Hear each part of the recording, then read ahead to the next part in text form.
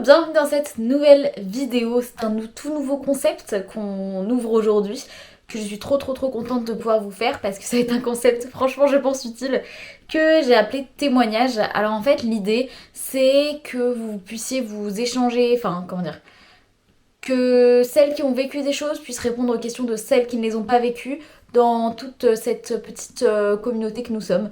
Donc aujourd'hui on s'attaque à la première année de médecine. Pour cette première vidéo, c'est un sujet où vous avez eu énormément de questions.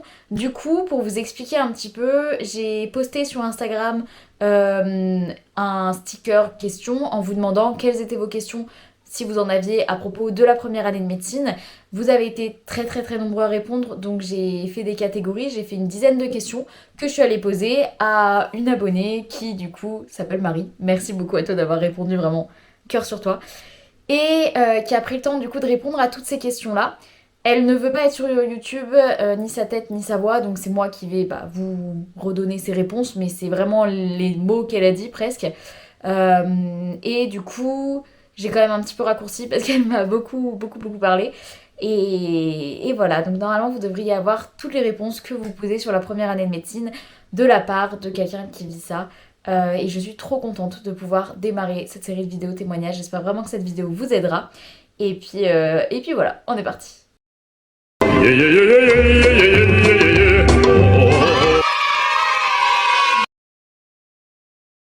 Alors, la première question, c'est tout simplement quel est son parcours et comment est-ce qu'elle est arrivée en première année de médecine. Alors, elle, du coup, pour son parcours, en terminale, elle avait pris physique et SVT.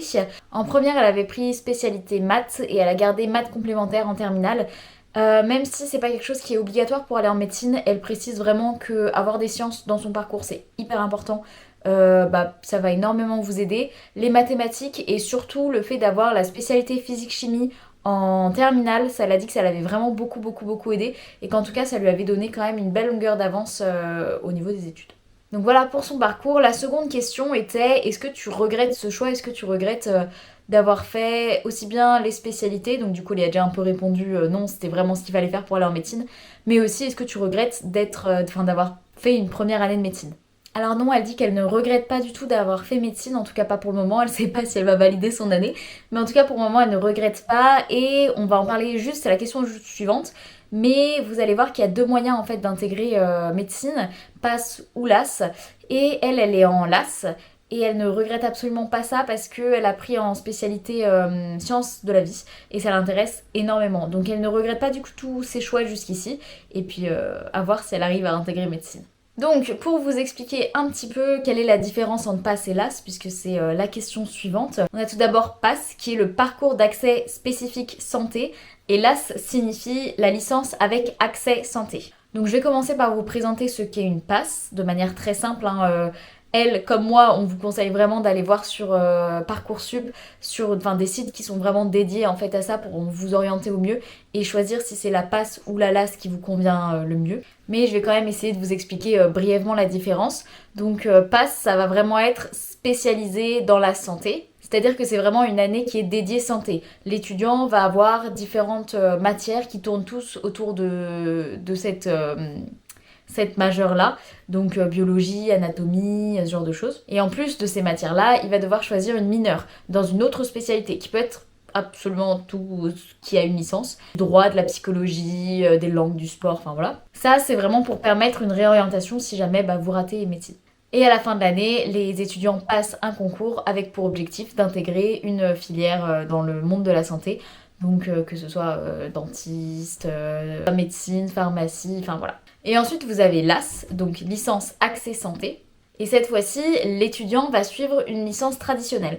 C'est-à-dire là par exemple, Marie, elle est en bio, enfin en sciences de la vie.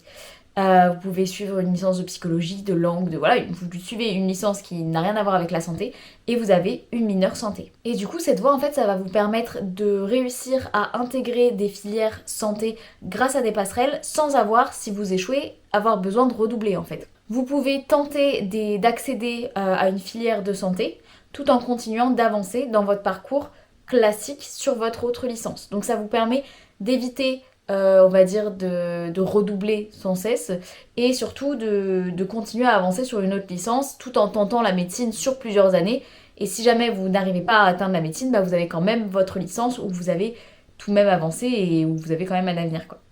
Je sais pas si j'explique bien du tout, je suis désolée si je suis pas claire. Pour résumer, PASS c'est vraiment axé sur les études sur la santé, alors que LAS, ça vous permet de réussir à intégrer des filières de santé, mais tout en suivant une formation sur un autre sujet. Alors Marie, du coup, nous parle un petit peu plus de la différence entre PASS et LAS de son point de vue. Elle a choisi de faire une LAS, elle veut vraiment faire dans la santé, mais c'est parce que elle voulait pas quitter sa ville, et vous allez voir que certaines villes ne proposent que des LAS, d'autres ne proposent que des PASS, donc ça aussi c'est important à prendre en compte.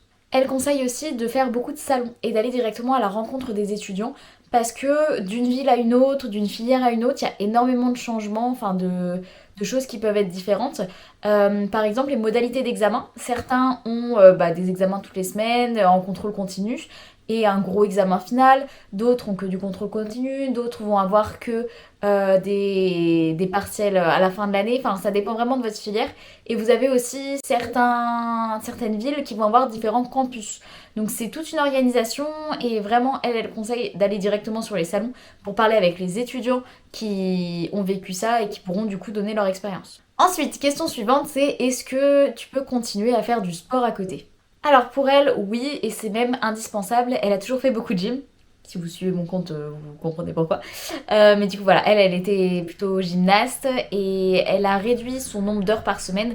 Avant, elle était en compétition et autres. Maintenant, elle fait plus de compétition, bien évidemment. Elle est passée à 1h30 de gym par semaine et ça lui fait énormément de bien. Alors, beaucoup, beaucoup de bien déjà mentalement, puisque elle va au club, elle voit d'autres gens qui sont pas dans le concours, qui sont pas dans ses études, elle discute, donc ça lui permet vraiment de relâcher, de passer à autre chose.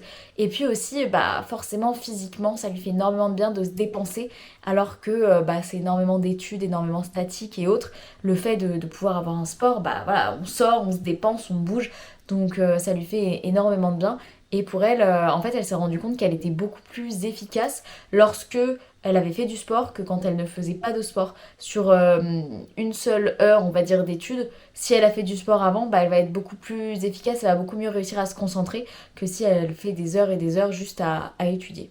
Donc pour elle, c'est primordial. Elle dit aussi qu'au-delà de ces 1h30 de gym qu'elle fait par semaine, elle s'accorde des pauses gym, on va dire, où elle va faire des petites valses, faire des petits équilibres, histoire de sortir un peu de la tête des études, se changer les idées, et puis ça lui fait du bien juste de bouger un peu son corps.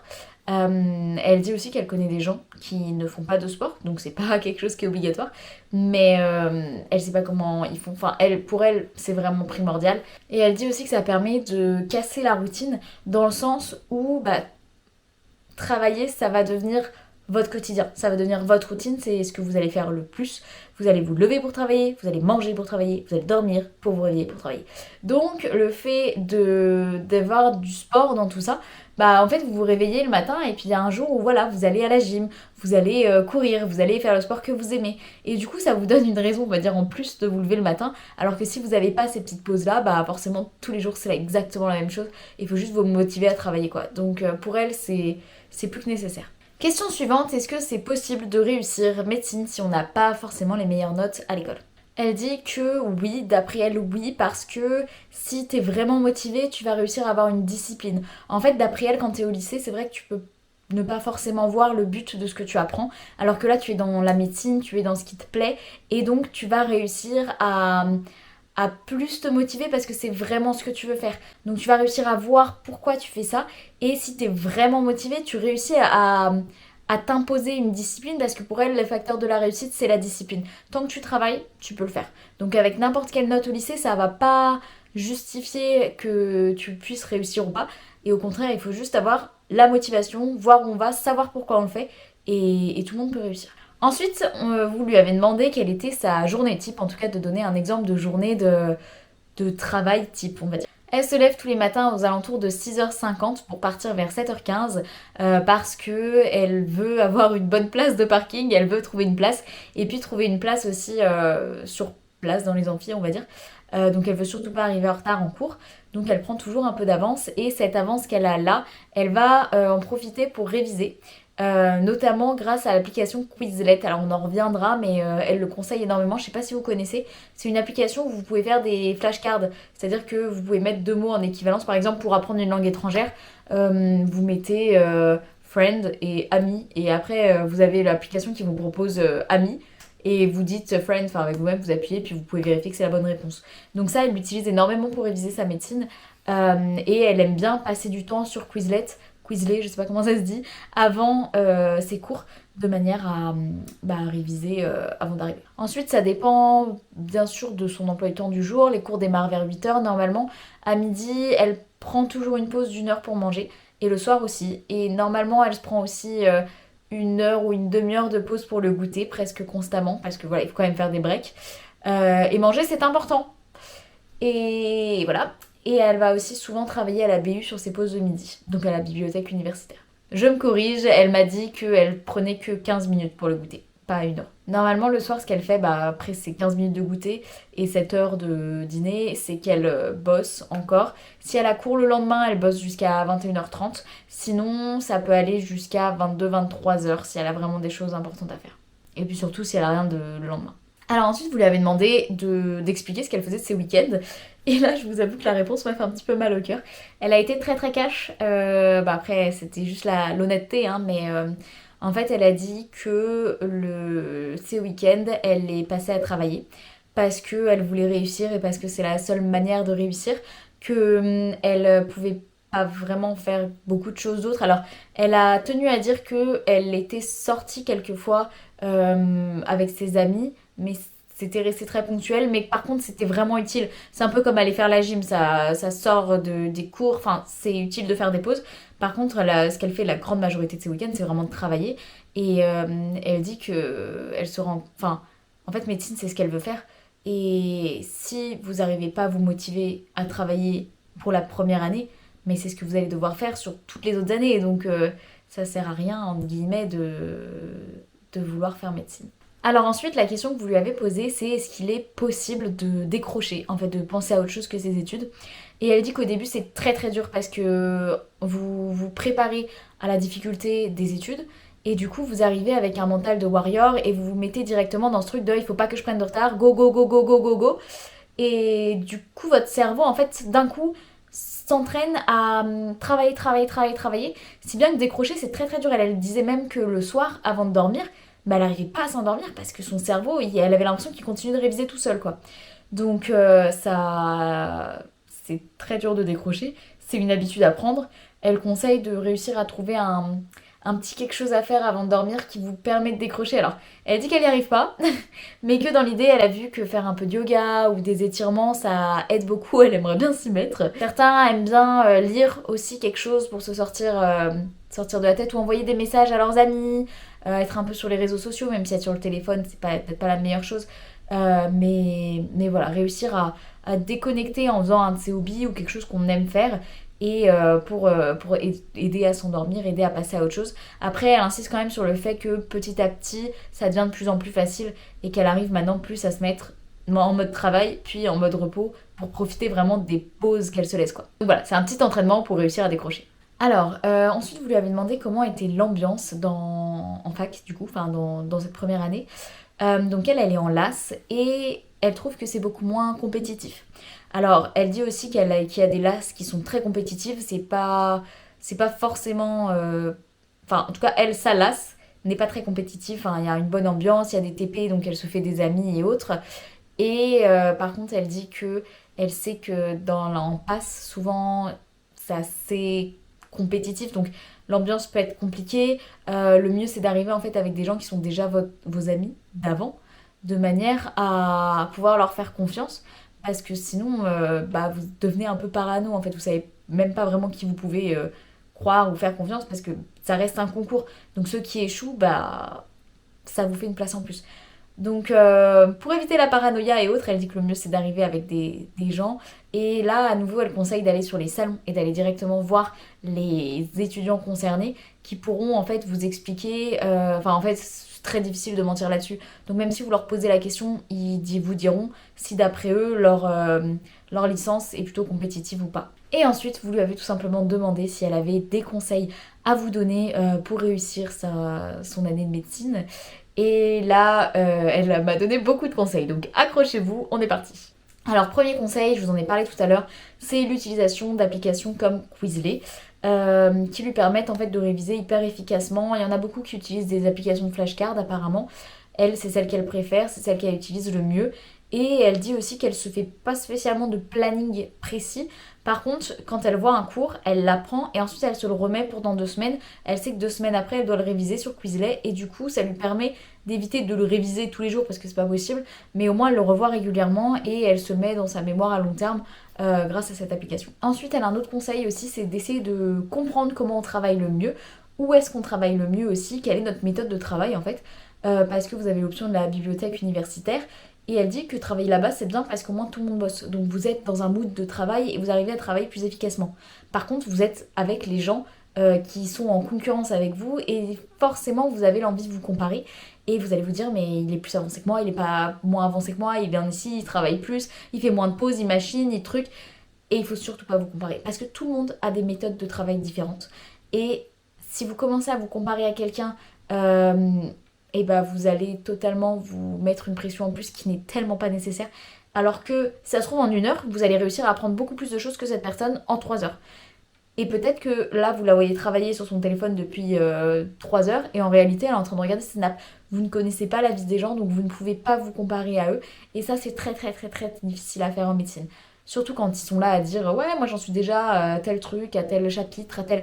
Il faut vraiment, et c'est quelque chose sur lequel elle insiste, c'est qu'il faut vraiment réussir à faire la part des choses et à se dire moi j'ai mon chemin, j'ai ma manière de faire et je ne me compare pas parce que sinon ça va vous bouffer. Donc voilà, donc je disais travailler à la BU mais vous avez le risque de la concurrence ou travailler chez vous où c'est un petit peu plus difficile de vous concentrer mais vous pouvez par exemple parler à voix haute ce qui aide beaucoup à retenir. Donc il faut réussir à trouver quelle est la fréquence que vous aimez faire entre les deux endroits. Est-ce que vous voulez faire que BU, que chez vous, là un petit peu des deux. Et puis elle dit aussi que c'est pas figé. Forcément, dans l'année, vous allez vous rendre compte que ah bah vous êtes plus efficace à tel endroit, et puis peut-être qu'un peu après, vous serez moins efficace à tel endroit. Donc, ne pas hésiter à changer, ne pas s'imposer une méthode de travail fixe si vous voyez que c'est quelque chose d'autre qui fonctionne mieux. Elle insiste aussi sur le fait qu'il faut vraiment garder la motivation. Il y a des jours où vous allez super bien réussir à travailler, il y a des jours où non, mais vous pouvez toujours vous rattraper. Donc vraiment, il ne faut pas perdre la motivation, même sur les jours où c'est un petit peu plus difficile. Et elle dit aussi que en médecine, il y a plein de choses que vous allez avoir envie de faire, que vous pourrez plus faire. Ne serait-ce qu'aller faire les courses. Enfin, genre avec vos parents ou faire des petites actions comme ça, aller voir telle personne, prendre un verre avec des amis. Et en fait, elle, ce qu'elle fait pour tenir, c'est qu'elle pense aux vacances de Noël. Parce que forcément, vous allez avoir au moins 1 semaine de vraies vacances entre vos 2 semestres. Et elle note toutes les choses qu'elle a envie de faire. Et elle sait qu'elle les fera pendant cette semaine-là. Ça lui fera un vrai break, elle aura que ça à faire. Et du coup, elle tient à cette idée. Elle attend les vacances de Noël avec impatience, mais elle sait que ce sera la grosse récompense en fait. Ensuite, elle conseille de faire la pré-rentrée. Normalement, c'est à peu près tous les endroits qui proposent des pré-rentrées et c'est hyper utile. Alors, elle dit que c'est un peu fatigant. C'est pas forcément, on n'a pas forcément envie de le faire parce que ça raccourcit les vacances, mais c'est hyper utile parce que ça vous permet d'apprendre à connaître les tuteurs, ça vous permet d'apprendre à connaître les locaux, ça va énormément vous rassurer et ça vous donne déjà des vraies bases dans ce que vous allez apprendre. Donc pour elle, c'est vraiment quelque chose qui est hyper nécessaire et si vous vous posez la question, ne vous la posez pas et faites la pré-rentrée. Elle conseille aussi de regarder les vidéos de Hermione Médecine, donc je vous mettrai le lien dans la bio. Elle m'a dit, si tu pouvais leur mettre un petit lien dans la bio, ce serait gentil. Donc je vous mettrai un petit lien dans la bio parce que ça l'a beaucoup aidé. Et elle dit aussi que si ça peut vous rassurer, ce qui compte c'est vraiment pas l'intelligence. Ce qui compte, en fait tout le monde peut réussir tant que vous avez la motivation et de la rigueur. Ensuite elle dit, elle veut quand même continuer sur une note positive et elle dit que c'est quand même une année où vous allez gagner en estime de soi. Enfin, en tout cas elle c'est son cas. Parce que vous vous rendez compte que vous êtes capable de faire des choses qu'elle se pensait pas capable de faire. En fait, elle bosse tellement et elle arrive tellement à tenir ses objectifs qu'elle dit que même si au final elle n'y arrive pas, mais elle sera tellement fière d'elle et elle est en train de se rendre compte qu'elle peut faire des choses de fou, qu'elle se pensait pas capable et juste de tenir le rythme de la médecine tous les jours, de réussir à avancer comme elle le fait, elle s'en croyait vraiment pas capable et elle est super fière d'elle-même. Donc elle gagne en estime de soi tous les jours grâce aux études de médecine. C'est tout de même important à préciser. Et enfin, elle dit qu'il y a une vraie importance au sommeil, qu'il ne faut pas négliger son sommeil, parce que c'est ça qui va vous aider à continuer d'avancer, et c'est là que vous allez puiser votre énergie. Pareil pour la nourriture. Et elle dit aussi que c'est important de s'octroyer des petites récompenses. Par exemple, si j'arrive à avoir ouais, bien réussir ce QCM ou je ne sais quoi, et ben je me fais une petite pause un petit peu plus longue que les autres et je m'autorise à faire un peu de gym, à manger telle chose ou à appeler quelqu'un que j'aime tout simplement. Donc ça, elle dit aussi que ça aide beaucoup de se faire plein de petits cadeaux comme ça quand on réussit à faire des choses. Ça aide à garder la motivation. Donc voilà, c'était toutes ces réponses à vos questions. J'ai dû raccourcir, malheureusement, parce que vraiment, elle m'a envoyé des... Bon, je crois qu'il y avait plus d'une heure de vocaux tout cumulé. J'ai tout écouté, je vous ai fait ici un petit résumé. Mais elle a été vraiment très ouverte et même si elle refuse d'apparaître sur YouTube, si vous avez des questions plus poussées que ça, si vous n'avez pas trouvé toutes les réponses exactement, vous pouvez la contacter en passant par mon biais, c'est-à-dire que vous pouvez venir me demander sur Instagram, il s'affiche à l'écran. Viviane du montage, fait quelque chose. Vous pouvez venir me contacter, je vous donnerai son contact sur Instagram et comme ça vous pourrez lui poser directement vos questions. Mais voilà, je préfère que ça passe par moi quand même, ce qui est tout à fait compréhensible, pour pouvoir vous répondre. Et voilà, j'espère en tout cas que vous aurez trouvé de nombreuses réponses dans cette vidéo. Marie, merci mille fois d'avoir pris le temps de m'envoyer tous ces messages. Et merci de... Je pense que tu vas aider énormément de gens. J'espère en tout cas que ça va aider énormément de gens cette vidéo. Et vraiment, vraiment merci. Merci d'avoir été un petit cœur aussi parce que t'étais adorable. Et t'as trop bien répondu à tout. Donc vraiment, merci. Gros courage sur toi pour ton année de médecine. Parce que je sais que tu vas le faire en fait. Je sais que tu vas y arriver parce que t'as une détermination de fou. Et tu m'as énormément impressionnée et t'es une personne en or. Donc vraiment, bravo. Et puis encore merci.